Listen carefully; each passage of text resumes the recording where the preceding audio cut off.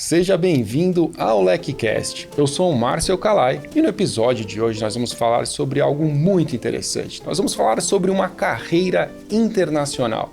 Quem vai me ajudar com isso é a Gabriela Reutburg, que é a diretora regional de Compliance para Américas na Nokia. Gabi, seja muito bem-vinda ao LecCast, é um prazer ter você aqui. Obrigada, muito obrigada, o prazer é todo meu. Gabi, eu quero muito bater esse papo contigo porque você tem uma experiência muito específica, né? Essa sua jornada, essa sua trajetória até aqui interessa a muita gente na nossa audiência que pensa em um dia, quem sabe, ocupar uma posição internacional e você é Head de Compliance para as Américas, que é um cargo de muito sucesso, né, numa jornada como essa. Então, assim como eu fiz com a Marisa Pérez e com a Cris Bezerra, que estiveram aqui no último episódio, a minha missão é tentar fazer uma engenharia reversa aqui e descobrir por que você trilhou uma carreira legal e como isso pode auxiliar a nossa audiência da mesma forma. Então, assim, eu quero muito começar pela sua trajetória. Conta pra gente como começou a sua jornada, assim, a partir da faculdade, vamos dizer, né? Eu sei que você fez a faculdade de Direito. E como foram, assim, os primeiros empregos, os estágios em Direito? Como foi a sua experiência inicial profissionalmente? Calai, eu entrei em Direito na PUC de São Paulo e eu comecei a trabalhar muito cedo, desde o primeiro ano. Você sabe, eu perdi meu pai no primeiro ano da faculdade e eu batalhei uma bolsa para poder pagar os estudos. Queria muito me formar. E sempre trabalhando bastante, comecei a estagiar lá no Banco Itaú, primeiro na área trabalhista, depois no contencioso, e era bastante puxado. Trabalhava o dia inteiro, atravessava a cidade para depois estudar até às 11 horas da noite, e eu fiquei muito cansada e resolvi prestar concurso público. Eu falei, eu vou ter um pouquinho mais de tempo para estudar. Aí eu entrei como escrevente técnico judiciário no Tribunal de Justiça Militar e pude estudar, me dedicar melhor à faculdade. Até fui convidada por uma professora para fazer monitoria de Direito Processual Penal. Foi fantástico, eu fiquei muito feliz. Me formei e aí falei, bom, passei na OAB, agora eu quero advogar. E comecei a buscar trabalho. E aí eu não tinha experiência. Na verdade, eu tinha estagiado um pouco lá atrás no Itaú, mas eu me formei, na verdade, trabalhando no Tribunal de Justiça Militar. E aí eu comecei a escutar nas entrevistas, olha, você não tem estágio, se pelo menos você tivesse inglês. E escutei isso algumas vezes. Aí eu fiquei pensando, falei, gente, o que tem a ver fazer direito e ter inglês, né? E eu falei, bom, eu não tenho a menor chance, porque eu não tenho influência em inglês. Eu nunca fiz aula de inglês, aula extra de inglês, além do que a gente faz no colégio. E eu falei, bom, é melhor voltar e seguir na carreira pública. E comecei a me preparar para fazer um concurso para a Procuradoria. Na época não abria concurso e, por uma questão pessoal, surgiu a oportunidade de morar em Boston. Eu falei, opa, acho que agora vamos resolver essa questão do inglês, né? E fui para Boston sem muito saber, aliás, sem quase nada saber da língua. E lá em Boston tive uma oportunidade muito incrível de aprender inglês vivendo a língua. Então eu fiz cursos de inglês como segunda língua, depois eu fiz alguns cursos muito legais na Harvard Extension School, fiz legal writing, fiz uns cursos de direito internacional para melhorar um pouco o inglês técnico. E no terceiro ano eu comecei a fazer o meu LLM na Boston University School of Law, que é um curso de 1 ano, e foi muito fantástico. Foi uma experiência riquíssima, porque era para advogados internacionais. Então, eu estudei com colegas advogados de 28 países diferentes. Foi muito bacana. É uma grande network que funciona até hoje. Aliás, é um grande Airbnb. Por que um grande Airbnb? Porque todo mundo que vai visitar o outro claro, fica na casa. E a gente é um grande Airbnb jurídico, é muito legal. A gente recebe. Eu já recebi gente do Chile, já recebi gente da Suíça, de Israel. É muito bacana. E já visitei algumas pessoas também. Que legal, Gabi, ouvir aí o começo da sua história. Eu me identifiquei com várias passagens. Eu também trabalhei desde o começo da faculdade, realmente. Eu lembro até que quando eu entrei na faculdade de Direito, eu ainda não sabia bem o que eu queria fazer, para falar a verdade. Eu fiz administração na FAAP e Direito no Mackenzie, no vestibular. E passei primeiro na FAAP. E aí eu lembro que eu estava trabalhando, na época eu era monitor de acampamento, eu estava no acampamento durante as férias, né, de julho trabalhando. E aí meu pai me liga e fala assim, olha, você passou na administração da FAAP. Você vai fazer mesmo? Eu falei assim, pai, mas por que você está falando? Ele falou, você é muito caro. Mas, tipo, proporcionalmente, eu lembro que era coisa assim, era R$800 na FAAP, administração, e se eu passasse no Mackenzie, o Mackenzie naquela época tinha umas coisas de filantropia e tal, era tipo R$100 por mês. Então Nossa. era 8 vezes mais caro estudar na FAAP. E eu falei, pai, acho que eu vou, né? Vamos garantir, me inscreve aí. E aí no final, quando eu voltei, eu passei também no Mackenzie, eu falei, quer saber, eu vou fazer direito que é mais barato. Juro. Foi assim que começou a minha carreira jurídica. Depois eu me apaixonei pelo direito, fiz especialização, mestrado e tudo mais. Mas naquela época eu era muito jovem, tinha muitas dúvidas, eu não sabia muito bem o que eu queria, né? Eu sei lá, eu tenho muitos gostos e isso me complica um pouco. E aí eu gostei muito que você já falou de cara de uma experiência internacional. Isso para quem vai viver uma carreira com foco numa carreira internacional, ter já essa vivência em uma cultura diferente, imagino que tenha sido muito rica. Mas queria que você contasse as dificuldades. Teve alguma dificuldade, assim? O que você sentiu quando você chegou, que você não tinha um inglês ainda tão bom? Como você foi recebida? Como era esse tratamento por lá? Ai, foi muito difícil no começo. No começo eu tinha medo de sair na rua e alguém vir falar comigo e eu não entender o que a pessoa falava, sabe? Eu tinha... assim, quase um pânico, morria de medo. E tem uma passagem engraçada que eu entrei no McDonald's e falei, aqui eu tô salva. É só pedir pelo número, né? Eu cheguei lá e falei, tipo, eu quero um number 1, né? Tô salva. Não, você não tá salvo. Porque aí a atendente responde pra você no inglês mais rápido que você pode imaginar, for here to go. Pronto. Aí você fala... e super rápido, aí você fala, nossa, e tem várias passagens muito engraçadas, assim, foi difícil, diferentemente da gente, o americano não acha bonitinho falar com sotaque ou falar errado, ele respeita muito as pessoas que falam bem, e isso me puxou muito a querer aprender, aprender direito e falar bem o inglês e cada vez querer melhorar.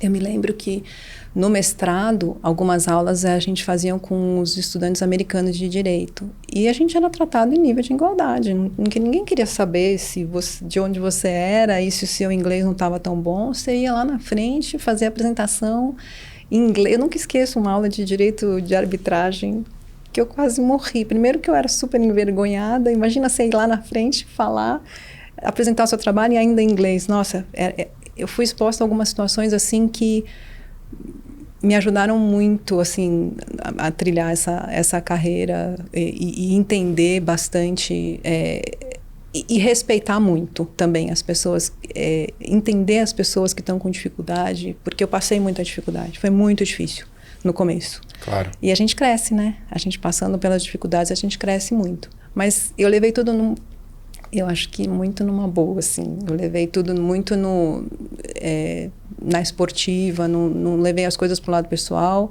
Nunca achei que fosse alguma coisa pessoal, né? Na verdade, é uma cultura diferente e a gente tem que aprender a entender e se adaptar. Foi muito bacana. Sem dúvida. E o conforto nunca criou qualquer gigante, né? A gente, na nossa zona de conforto, evolui menos. Isso... apesar da obviedade aí, é algo que realmente se repete bastante, mas é uma verdade importante de ser dita. E você sabe, Gabi, que você mencionou essa coisa do rigor em relação ao inglês. Eu tive uma oportunidade de morar nos Estados Unidos quando eu trabalhei para a Disney.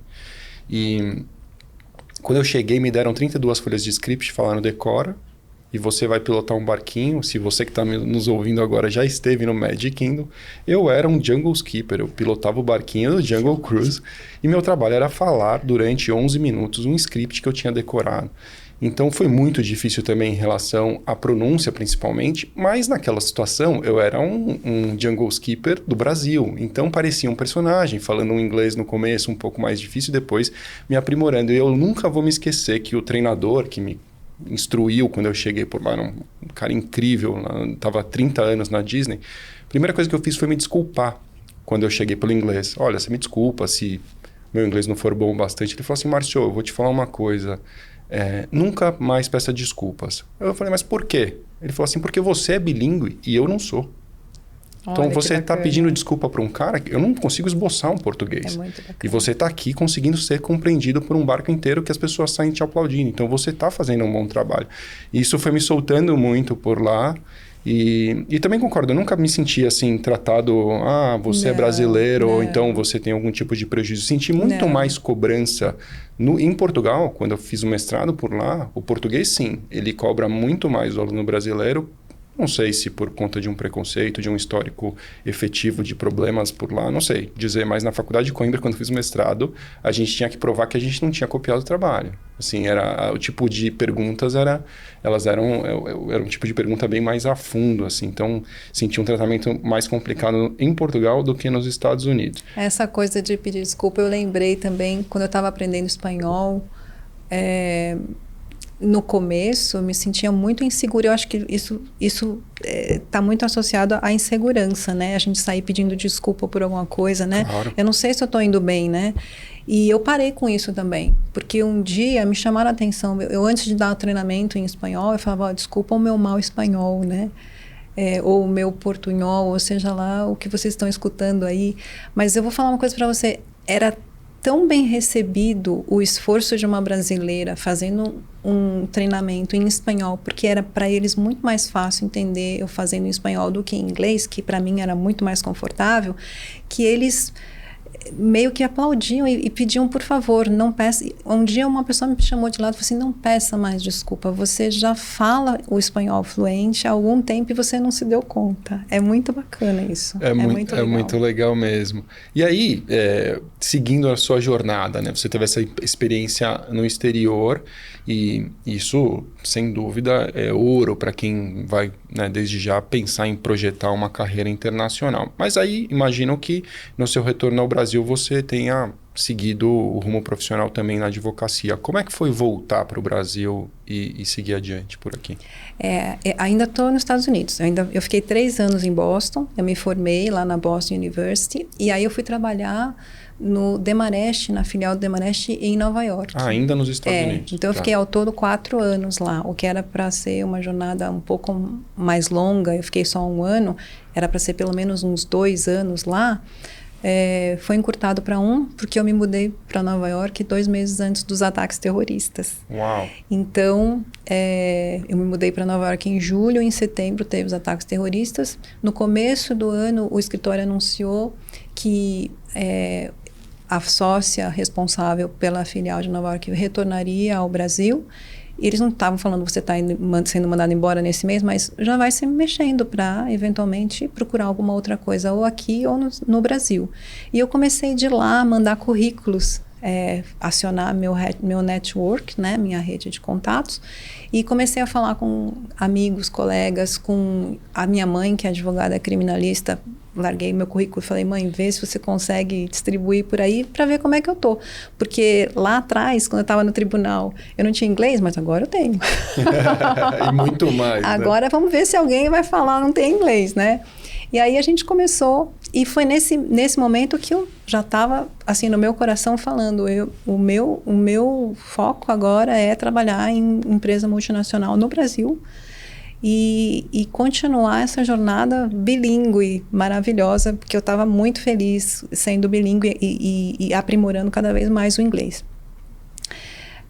Aí eu voltei para o Brasil em junho de 2002 e ainda não tinha recebido nenhuma proposta, estava conversando ainda com as pessoas, e eu resolvi falar com o Dr. Altamiro Boscoli, que era, na época, estava à frente do Demarest aqui em São Paulo, e fui conversar com ele. E aí ele me fez uma proposta de trabalho, falou, não, fique aqui conosco. E aí eu continuei, né? Saí de Nova York e vim para a sede aqui em São Paulo e fiquei 6 meses aqui no Demarest trabalhando. Estava amando muito trabalhar lá, estava crescendo, me desenvolvendo muito. O meu inglês era super requisitado, era muito legal, trabalhava em várias áreas. Só que a Philips tinha recebido o meu currículo quando eu estava lá, ainda morando em Nova York, e soube que eu já tinha voltado para o Brasil e me chamou para uma entrevista. E aí eu recebi uma proposta muito irrecusável, fui ser gerente jurídica da Philips na época, E fiquei 5 anos lá, gerenciando a área de contratos. Depois de 5 anos, eu achei que já estava pronta para ser head de uma área jurídica, me sentia já preparada para aquilo. E não tinha espaço para eu subir, para eu crescer, para eu ser promovida na Philips. Resolvi ir para o mercado, conversei com os headhunters e recebi uma proposta durante a entrevista do que viria a ser o meu chefe na Covidien, que hoje é a Medtronic. Ele me perguntou se eu sabia o que era FCPA. E eu falei, nossa, e agora, né? Aí eu falei, não sabia, eu respondi que não sabia, né? E aí fui embora, falei, não vou nunca passar nessa entrevista, mas eu recebi a proposta e eu acho que ele gostou muito da minha sinceridade de responder, não sei, mas vou correr atrás se precisar. Então, foi a primeira vez que eu virei head, isso foi lá em 2008, né? E aí eu fiquei lá na Covidien, que hoje é a Medtronic, né? Por 5 anos e mais ou menos e meio, aproximadamente. E entre a Covidien e ir para a Mattel brinquedeira que a gente fala, eu fui convidada pela empresa Steel de investigações, uma empresa norte-americana sediada em São Francisco, para escrever uns artigos sobre compliance no Brasil, porque estava para entrar em vigor a legislação anticorrupção, a nossa lei anticorrupção brasileira. Então, eu escrevi uma série de 3 artigos em inglês que foram publicados na edição online da ACC Docket.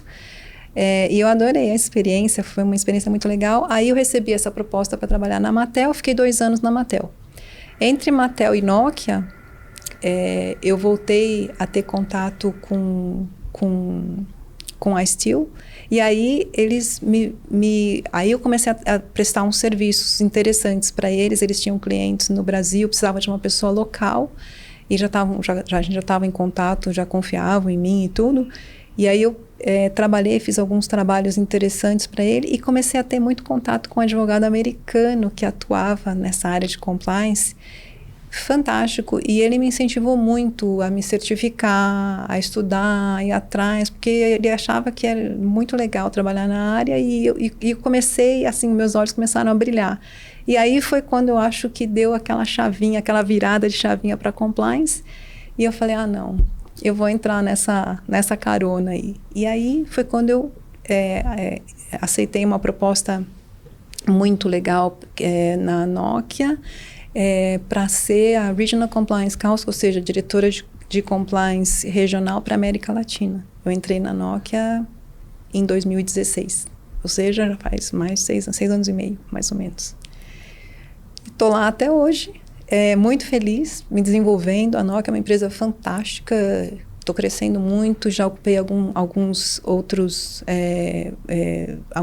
vagas, inclusive uma vaga global, e hoje eu sou a diretora de compliance para as Américas, ou seja, expandi de América Latina para América do Norte.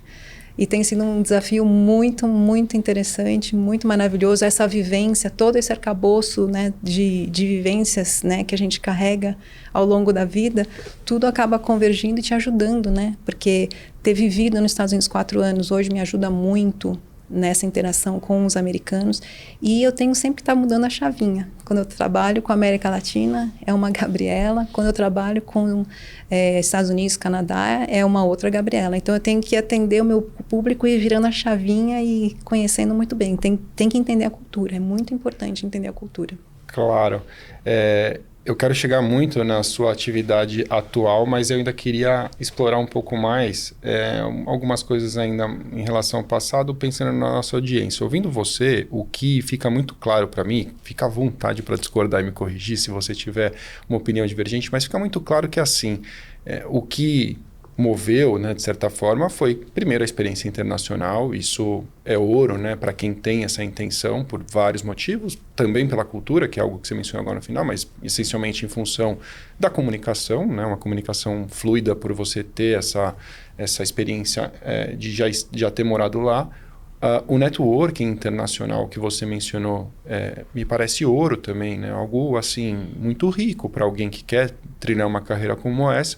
E por fim, o que eu sinto da sua fala é que você tomou a decisão de seguir uma carreira internacional. E isso também é determinante, porque muitas vezes as coisas acontecem, não vou chamar de acaso, porque vem com muito esforço, vem do trabalho das pessoas, mas acontecem naturalmente, talvez essa seja a expressão, e não estrategicamente, não por uma decisão tomada. Mas eu percebo pela sua jornada, pelo que você me contou, que vem um momento que você fala, não, eu não vou queimar esse inglês, eu não vou queimar essa experiência internacional, eu tenho um trunfo aqui na minha mão e eu gosto disso, eu quero realmente ser uma pessoa global, uma pessoa do mundo e não ter um trabalho local. Para assumir essas posições internacionais, você teve um preparo específico, além, claro, da sua experiência em si? Você realmente teve um planejamento específico? Como foi, assim, a partir das primeiras experiências no Brasil, falar assim, não, o que eu preciso fazer para realmente ser uma profissional internacional? Olha, tem algumas coisas, né? Algumas dicas, vamos dizer, que eu posso compartilhar, que eu acho que são importantes para quem quer trilhar, né? A primeira coisa você tem que... você não pode ser monolíngue. Eu acho que básico é, no mínimo, aprender uma segunda língua, e especialmente o inglês, né? Principalmente porque tem muita literatura, quando você vai estudar, que está em inglês. Então, mesmo que você não vá para uma carreira internacional, facilita muito, né? Você ter uma segunda língua. Uma terceira, então, nossa, melhor ainda. Mas busque uma proficiência. Eu acho que essa seria a primeira, né? A segunda é nunca deixar de estudar. Continue estudando, porque acho que, eu falo para os meus filhos, eu acho que esse é o meu legado para vocês, né? Eu investi muito em estudo, né? Quando eu mudei para os Estados Unidos, mas você teve uma bolsa para pagar a faculdade, como é que você foi pagar? Porque a LLM é caro. Claro. Eu dei uma sorte danada, Kalai, porque eu mudei para os Estados Unidos, quando eu mudei para Boston, eu levei todas as minhas economias, eu tinha um sonho de comprar uma casa, né? Eu levei todas as minhas economias numa época em que o dólar estava quase 1 para 1. Nossa. Uns meses depois, deu aquela reviravolta, e se eu não tivesse convertido na época, talvez eu não tivesse conseguido. Então, assim, dei algumas sortes, né? Mas, lógico, também batalhei bastante. Sem dúvida. Consegui pagar esse mestrado, que também é um investimento que valeu muito a pena. Outro investimento que eu fiz, meu primeiro bônus, quando eu trabalhava lá na Medtronic, eu me lembro, nunca me esqueço, meu primeiro bônus, ele veio bem gordinho, né? Eu paguei à vista o meu MBA executivo em Gestão Estratégica e Econômica de Negócios na GV. Eu falei, não, eu preciso disso. Então, assim, eu acredito em estudar, eu acredito em investir no estudo, e eu continuo sempre estudando. Eu acho que vale muito a pena. É a minha segunda dica. A minha terceira dica, busque uma certificação. Eu acho que é legal, é muito legal. Isso é um diferencial no mercado. Tem certificações no Brasil, a LEC, claro, mesmo está aí à frente, você pode falar melhor que eu. Sim. E tem certificações internacionais, né? Tem a CCI. Tem a CCI, que é a que eu fiz. Claro. Que é a CCEPE, que é Certified Compliance and Ethics Professional International. É muito bacana. Essa foi aquela que aquele meu colega advogado americano sugeriu, e eu fui atrás. É muito legal. Então, essa seria a terceira? Já é a terceira dica. Quarta dica, se você puder, busque um mentor. Busque um coach. Porque... quem é um mentor? O mentor é uma pessoa que você primeiro confia, admira dentro da profissão, que galgou um lugar que você gostaria muito de estar lá e que pode te dar muitas dicas. Essa pessoa vai estar muito feliz podendo passar conhecimento para você, porque para onde vai todo esse conhecimento, né? A pessoa vai chegando lá no topo da pirâmide, vai fazer o que com todo esse conhecimento se ela não passar para frente? Eu acredito muito nisso. Eu também. Então, procure um mentor. Procure um mentor, uma pessoa que possa compartilhar conhecimento. Isso pode criar alguns atalhos para quem tem pressa, né? Verdade.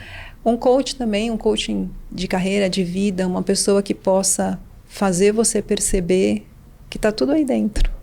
Que fazer você perceber o quão especial você já é e como você já está equipado para conseguir as coisas. Você só precisa...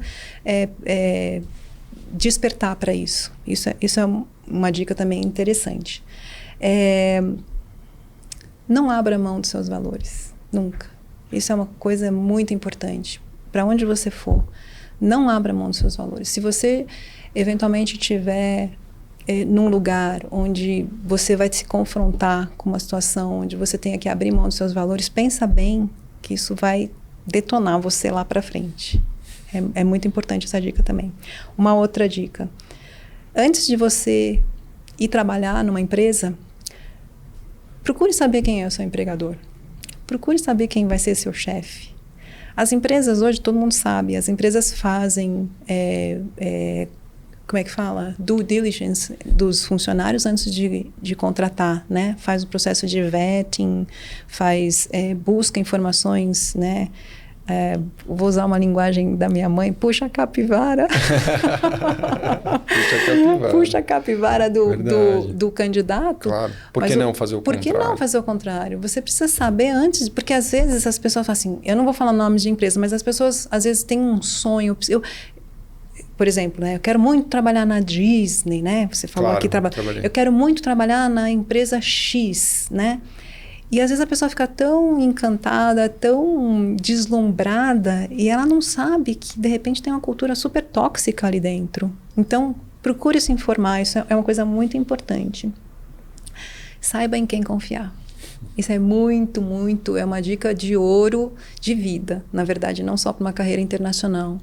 Procure as pessoas que você sabe que pode confiar. Eu me decepcionei algumas vezes na vida, mas eu também me surpreendi positivamente muito na vida. Porque às vezes uma pessoa que eu esperava que ia me estender a mão no momento que eu precisava, acabou me afundando, né? E às vezes uma pessoa que eu não esperava absolutamente nada, me estendeu a mão, quase me carregou no colo e me ajudou no momento que eu estava precisando muito. Então eu falo que são os anjos que apareceram na minha vida. Então seja um anjo na vida de alguém. Também é muito legal. Sem dúvida. Eu acho que é isso. Você sabe que sobre esse ponto último que você mencionou, pode ser um modo de pensar pouco... Eu não quero ser pouco otimista porque eu me considero muito otimista, mas eu tenho uma certa forma de agir hoje, com meus quase 44 anos, de baixar um pouco as expectativas. Eu espero menos, e aí eu me decepciono menos também. E geralmente quando eu me surpreendo positivamente, como você falou. Então eu tento esperar um pouco menos, principalmente nessas relações, né? Quando a gente está num ambiente que não é sobre amizade, é sobre um desenvolvimento de uma atividade profissional. A amizade acaba acontecendo naturalmente em algumas situações, mas eu acho que a gente tem que lidar dentro de um espectro de expectativas, né? O que estamos aqui para fazer juntos? Temos um objetivo comum? Vamos juntos. Agora, você imagina, Kalai, você não está esperando absolutamente nada. E vem, né? E de repente vem uma coisa fantástica. Por exemplo, hoje eu estou na Nokia graças a uma pessoa que se tornou um grande amigo meu, mas eu mal conhecia. Quando ele me ajudou, na verdade, espero que ele esteja ouvindo o que eu estou falando hoje, mas eu sou muito grata e ele sabe disso. Mas ele fala para mim que eu fui o anjo antes, porque eu o ajudei também sem conhecê-lo numa situação que depois a gente se encontrou. Veja como é. Como é a vida. Como é um ciclo vicioso, né? Você ajuda uma pessoa porque você tem essa oportunidade de ajudar e de repente o universo te traz de volta. É uma coisa muito bacana. Eu acho que eu não tenho a menor dúvida que isso funciona dessa forma e me admira muito quando uma pessoa lhe ajuda e você não pode fazer nada por ela, né? Essa é a ajuda legítima, né? Quando você ajuda alguém que não pode fazer nada por você, que não é uma troca. Você está simplesmente ajudando alguém, na verdade, final. Na verdade, não podia nem imaginar. Claro. Na verdade, nem podia imaginar. Na verdade, eu não o conhecia. Na verdade, o que aconteceu foi essa pessoa, eu não conhecia, eu já estava como head de compliance não, do jurídico da Medtronic, e ele estava precisando se recolocar no mercado, na época, e me buscou. Eu acho que ele deve ter buscado muitas pessoas, e eu respondi, e a gente começou a conversar, eu dei umas dicas, não sei o quê, e para ele, naquele momento, foi muito importante. Foi tão importante que na hora que eu precisei, eu nem lembrava, você vê? Nem foi olha, eu te ajudei, agora você me ajuda. Absolutamente, eu tinha esquecido, na verdade, o que tinha acontecido. A gente se tornou amigo. E na verdade, eu comentei com ele, olha, eu estou buscando uma colocação, eu quero fazer esse movimento para compliance. Ele continua no jurídico, né? E ele falou, Gabi, olha, uma headhunter me procurou com essa vaga, eu acho que tem tudo a ver com você, e quase que embrulhou de presente e me deu a vaga da Nokia, assim, foi fantástico. Então eu sou muito grata, você vê como as coisas acontecem, é muito bacana. Não, e mais uma vez a prova da importância do fortalecimento de um networking consistente. Eu gosto muito de pensar no networking como algo que você faz na frente, e naturalmente. E o que eu quero dizer com isso é assim, ao invés de você fazer um networking, eu recebo muita mensagem, no LinkedIn principalmente. Olha, Kalai, estou procurando oportunidade em compliance, está aqui meu currículo. Não vou. Você encaminha? Não vou encaminhar. E eu respondo que eu não vou encaminhar, e mais do que eu responder, geralmente eu explico, dentro do meu conhecimento, o que eu faria na posição da pessoa para me recolocar e como fazer isso da melhor forma. E aí, o que eu acho que é ponto de partida é que as pessoas entendam que o networking verdadeiro é quando você aparece para conhecer as pessoas e, se possível, para ajudar na frente. Se você quer se conectar com uma pessoa que é grande no mercado, o que pode ser útil que você pode dizer para ela? Você lê um artigo que ela escreveu, você tem algo para dizer a respeito, você admira a pessoa, ponto final. Não adianta fazer um contato e já fazer um pedido. Os pedidos acontecem naturalmente quando há espaço para isso. Então, tecnicamente, saber se posicionar e saber construir um networking verdadeiro, que não é a mesma coisa que ficar adicionando botão e botando gente. Eu tenho 30 mil pessoas no LinkedIn. O que isso quer dizer? Absolutamente nada. Você conhece as pessoas? Você fez algo por elas? Elas sabem o que você faz, quem você é, efetivamente não. Então, é melhor você ter 1000 pessoas que você verdadeiramente conhece e pode contar, ainda que no ambiente virtual, do que um universo gigante de pessoas que não estão preocupadas com você. Outra coisa que você mencionou e me chamou bastante atenção, e eu faço questão de frisar aqui, é a importância de um coach. Acho muito legal isso, porque no momento em que uma profissão importante é banalizada, como é por ocasião dá talvez um crescimento muito grande, muito rápido, uma promessa de dinheiro rápido, isso fez com que a profissão perdesse, de certa forma, um valor de modo geral. Pelo que eu já vi, um bom trabalho de coaching é capaz de fazer, eu acho isso uma pena que isso tenha caminhado para esse lado, porque eu já vi transformações incríveis. Eu nunca fiz pessoalmente um trabalho de coaching ostensivo, assim, exaustivo, realmente 1 a 1 e tal, mas eu passei por algumas experiências coletivas e tudo mais, e chacoalhou minha cabeça em muitas oportunidades. Kalai, eu vou falar uma coisa para você. Eu tive um coaching, não sei se eu posso falar o nome, mas uma pessoa... Tudo bem por você? Uma pessoa que até me emociono, assim, porque ele é, porque ele faz parte da minha vida ainda. Tão importante, tão determinante num momento muito crítico da minha vida, e ele me direcionou de uma forma que, assim, quando eu olho para trás, existe um divisor de águas na minha vida, antes dele e depois dele. Foi muito transformador. Eu indico essa pessoa, o nome dele é Roberto Schiavini, ele é um senhor maravilhoso. Inclusive, esse meu amigo eu indiquei para ele, mas ele já estava muito pronto. Depende da hora da pessoa. Às vezes a pessoa já está pronta, não precisa de um coach. Eu precisei muito naquele momento. Precisei muito. E eu acho que, às vezes, a gente não se dá conta como a gente precisa. Eu só percebi quando eu passei a ter um coach como eu precisava. E como aquilo foi muito determinante e crítico. E num momento tão crítico para mim. Foi muito, muito importante. Eu recomendo muito. Eu acho realmente muito legal, muito importante e capaz de causar muitas transformações. Outro ponto que você mencionou, a questão das certificações, achei muito legal você falar disso, porque é algo que a ALEC acredita, e como você disse, a ALEC oferece várias certificações, sendo a principal delas a certificação profissional em compliance anticorrupção, a CPCA, e de fato... O que nós já notamos no Brasil são vagas em que isso já é considerado um diferencial, assim, especificamente, consta lá, se você tiver uma CPCA, você terá um ponto a mais aqui nesse processo seletivo, o que nos deixa muito orgulhoso porque cumpre o papel, que é mostrar ao mercado que os nossos alunos e claro, os profissionais certificados que não são nossos alunos tiveram os seus conhecimentos reconhecidos por um organismo imparcial. Isso é muito importante. E certamente um diferencial, né, Kalai? Certamente. É um diferencial. Você tem 2 candidatos que estão em iguais condições, mas um tem e o outro não tem. É isso. É exatamente sobre criar uma condição melhor para si mesmo, com tudo que você tem ao seu alcance.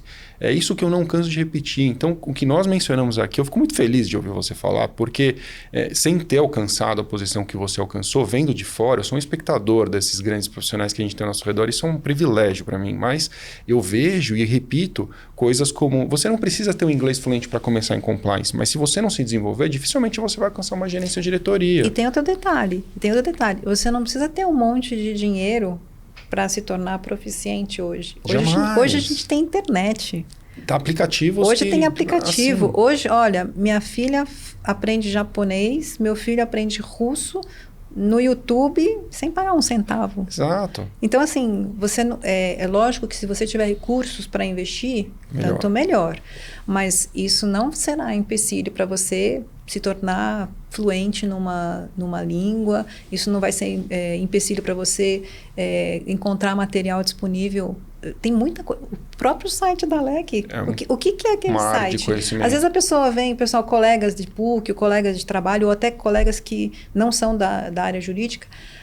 Eu acho lindo compliance. Como é que eu faço para começar? Eu falei, a minha primeira sugestão para você é visite o site da LEC. Tem muita coisa, tem um material de domínio público. Totalmente gratuito e de super qualidade. Exato. Então, e você sabe, outra coisa que me deixa muito feliz, Gabi, saber que o LECcast hoje também cumpre esse papel. Eu tenho um amigo, vou até falar o nome dele, que ele vai ficar muito feliz, ele deve estar nos ouvindo, certamente irá ouvir esse episódio, que é o Plínio Moraes. Ele passou a se encantar com compliance, estudou na LEC, tirou as certificações, frequenta os eventos. Ele se tornou um grande profissional desse rumo e ele escuta todos os LECcasts e ele convida as pessoas a ouvir também, porque ele fala que o que ele aprende aqui não aprende em lugar nenhum. E é isso que eu quero trazer nesse programa, né? É a experiência viva, é aquilo que não está no Google, é um conhecimento muito específico e muito aprofundado de vivência mesmo.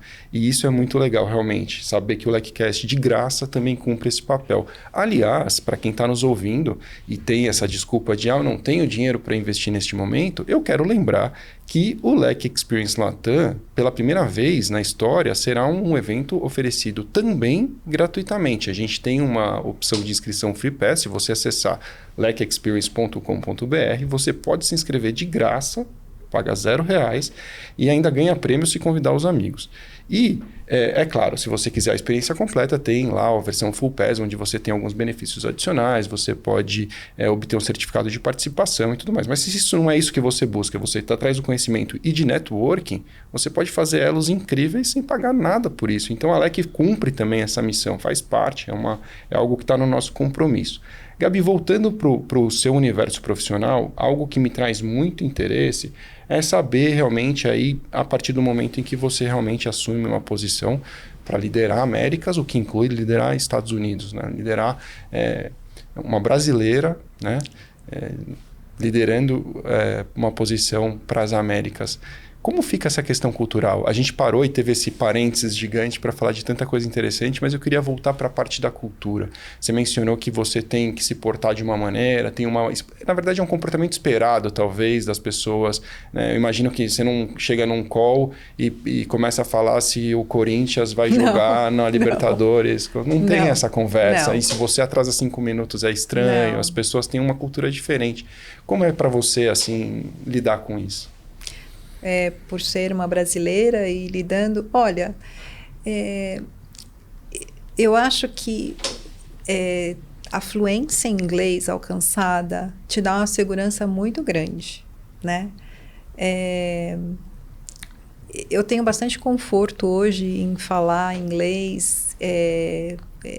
Eu me sinto realmente muito segura quando eu vou... fazer uma apresentação de negócios, discutir riscos com a liderança local, às vezes até ter uma conversa difícil, né? Porque às vezes você tem que dar uma notícia que às vezes pode não ser muito, muito agradável para alguém, ou às vezes pedir, eu preciso que você complete esse questionário, eu preciso que você faça o seu time faça esse treinamento. Às vezes as pessoas não gostam, né? Claro. Eu me sinto muito, eu vou falar para você que muito segura, mas eu acho que faz muita diferença você trabalhar numa empresa que é muito inclusiva. É uma empresa que preza muito pela diversidade e pela inclusão. Então, assim, às vezes eu estou numa conferência, não tem uma nacionalidade repetida. Cada um é de um lugar diferente. É uma coisa incrível, assim. O meu time, assim... E as pessoas estão próximas. Eu acho que o advento da pandemia, tudo ficou muito virtual. A gente abre muito a câmera, né? E, nossa, teve uma vez que eu estava fazendo uma conferência difícil com o pessoal dos Estados Unidos, um tempo atrás, no começo do ano. E eu resolvi abrir a câmera para ver se relaxava um pouco. Eu abri a câmera, uma americana falou assim, nossa, você é uma cacheada. Você é uma cacheada. Ela falou, you are curly, né? Porque o meu cabelo é encaracolado. E achei aquilo tão engraçado. Tipo assim, é diferente, né? E aí foi um icebreaker, né? Claro. Foi uma forma de quebrar o gelo que partiu dela. E aí a gente pegou esse gancho para relaxar um pouco a tensão e continuar. Então você tem que saber se posicionar, lógico, de uma maneira super profissional, né? Se colocar de uma maneira super profissional, mas aproveitar algumas oportunidades que você tem também para mostrar que você é humano, né? Você é um ser humano, né? Claro. Então, e todo mundo tem que entender isso. Às vezes você está... Às vezes, todas as empresas estão trabalhando cada vez mais com cada vez menos recursos, né? Sim. Então, às vezes, não só o americano, mas qualquer cliente interno que te pede alguma coisa, eu quero para ontem, né? E às vezes eu vou lá e faço aquele e-mail super delicado e falo, olha, essa pessoa estava hospitalizada, essa pessoa que é a responsável para te responder, eu peço que você tenha um pouquinho de paciência, né? E queria alinhar as expectativas. Essa pessoa não vai poder te responder isso tão cedo, e a pessoa já dá aquela baixada na bola um pouco. Então, assim, eu, graças a Deus, na minha carreira, pelo menos na Nokia, fico muito feliz de dizer que se tinha alguma barreira, não percebi. Que bom, né? Que ótimo. Se tinha alguma barreira, graças a Deus eu não percebi. Aliás, eu fico muito feliz de poder abrir caminho para outras mulheres, para outras latinas, para outras brasileiras. Incentivo muito. Sempre que eu posso, eu dou dicas, mas eu não posso dar dicas se eu não sou perguntada. Claro. Então, uma vez eu fiz isso. Eu não vou dar o detalhe porque vai ficar desagradável, porque a pessoa vai identificar na hora. Mas uma vez eu dei uma dica para uma pessoa. Falei, olha, em vez de falar assim, fala assado, né? A pessoa não gostou. Então, assim, eu não posso querer consertar o mundo. Claro. Mas claro. Quem me pedir, pode ter certeza que vai contar comigo. Está disposta a ajudar. Estou super disposta a ajudar, muito. Então, assim, é muito legal poder estar nesse lugar, poder abrir caminho para as pessoas, para as mulheres, para as... Eu acho fantástico quando eu posso, às vezes falar de assédio, né? É muito legal poder falar, logicamente, tomando todo o cuidado, mas às vezes eu tenho um bate-papo só com mulheres e é muito mais confortável, muitas vezes, e até falar de assuntos difíceis como assédio e trazer a minha experiência, falar, olha, já aconteceu isso comigo. É muito bacana. E imagino que não, é aquele momento em que outras mulheres pensam, eu não estou sozinha, né? Não foi só comigo. E você sabe, Gabi, que esse, assim, sem fugir muito do tópico, mas já que você mencionou, esse episódio que nós tivemos aqui sobre assédio sexual e moral com o Alexandre Guirão, que você conhece, super querido, é um dos episódios mais ouvidos aqui do LecCast, junto com esse telefone que toca neste momento. Coisas do ao vivo. É da Nokia esse. Se você quiser atender, não tem problema. Não, deixa eu só... A gente interrompe e retoma. Não, é um spam. Desculpa. Faz parte. Devia ser aquela moça da... Eu não vou falar também de qual qual é empresa. Nokia, tá vendo? O telefone da Nokia, muito bem. É da empresa, hein? Para você que está nos ouvindo, Gabi acabou de tirar um Nokia da bolsa. Você passou por algum caso, alguma situação que você possa compartilhar, alguma coisa que tenha sido engraçada nessa jornada de ter que lidar com pessoas ao redor do mundo? Tem alguma história que você não contou até aqui, que de repente você gostaria de contar? Tipo, eu não sabia que alguma coisa era feita dessa forma e descobri de uma maneira estranha, alguma coisa que aconteceu? Eu sou... Você me conhece, né, Kalai? Você sabe que eu sou um pouco estudiosa, assim, me preparo para as coisas, né? Então, sempre que eu vou viajar, eu já viajei pela Nokia para 13 países ao redor do mundo, só na América Latina, acho que foram uns 10. eu sempre me preparo muito. Claro. Para evitar saia justa, para evitar situações embaraçosas. Então, antes de viajar, sempre eu faço uma liçãozinha de casa, me preparo para conhecer um pouco de cultura, para entender moeda, para entender costumes, né? Porque você tem que virar essa chavinha. Cada vez que você viaja, você tem que entender onde você está e como se portar, né? Você não quer passar vexame, né? Mas, então eu me preparo bastante para as viagens. Já fui para a Finlândia, já fui para Frankfurt, já fui para a Alemanha e ao longo aqui, ao redor aqui da América Latina, fui para vários, fui para Bolívia. O pessoal fala, nossa, gente, foi fantástico, né? Fui para Bolívia, fui para Uruguai, Argentina, fui para México, fui Estados Unidos, Porto Rico, não é país, mas está na lista. Enfim, Equador, Peru, Chile, tudo você pode imaginar. Fui lá, viajei e cada um é um lugar diferente. Cada um você se porta de uma forma diferente. Eu me preparo bastante. Uma coisa engraçada, a minha primeira viagem para o Chile a trabalho, eu ainda estava muito fraquinha no meu espanhol, né? Estava, vamos dizer, um nível intermediário, ainda não estava num nível avançado. E eu fui encontrar com uns colegas lá e almoçar, um pessoal do jurídico, né? E a gente foi almoçar. E aí veio a conta e eu comecei a rir, porque estava escrito propina. Eu comecei a rir, mas eu ria muito, não conseguia parar de rir. Aí eles falaram, o que está acontecendo? Eu falei assim, gente, eu sou de compliance, não vou pagar propina.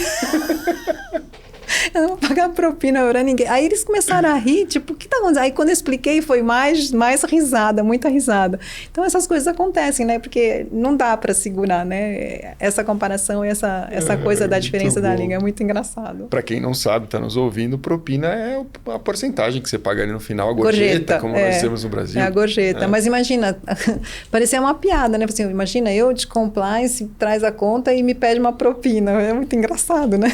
É engraçado. Eu vou muito ao Chile e eu tento falar espanhol, mas eu realmente não tenho facilidade. Eu sempre começo as frases em espanhol e termino em inglês. Não faz sentido nenhum o que eu digo. Porque o inglês sai com naturalidade, né? Mais natural do que falar o espanhol, que eu nunca estudei. Então... E não é uma coisa natural. As pessoas falam, mas quem fala português fala espanhol. Não é assim, gente. Não é. Eu tenho a prova viva dentro de casa. A Renata, minha esposa, por necessidade no trabalho, teve que aprender a falar espanhol. Ela tem equipes fora do Brasil, equipe na Colômbia. E ela fez um intensivo muito forte, mas muito forte. E durante um tempo ficou sem ir à Colômbia, enquanto estudava muito. Quando voltou, as pessoas elas não estavam encantadas com a capacidade dela falar espanhol. Claro, todos os dias da semana você estuda, você aprende muito rapidamente, mas não tem nada a ver com o português. E o mínimo esforço que você faz já ajuda, mas um intensivo como ela fez transformou o espanhol dela muito rapidamente. Calai, sabe o que é engraçado? As pessoas falam assim, não é possível que você fale inglês melhor que espanhol. Eu falei, mas como assim não é possível?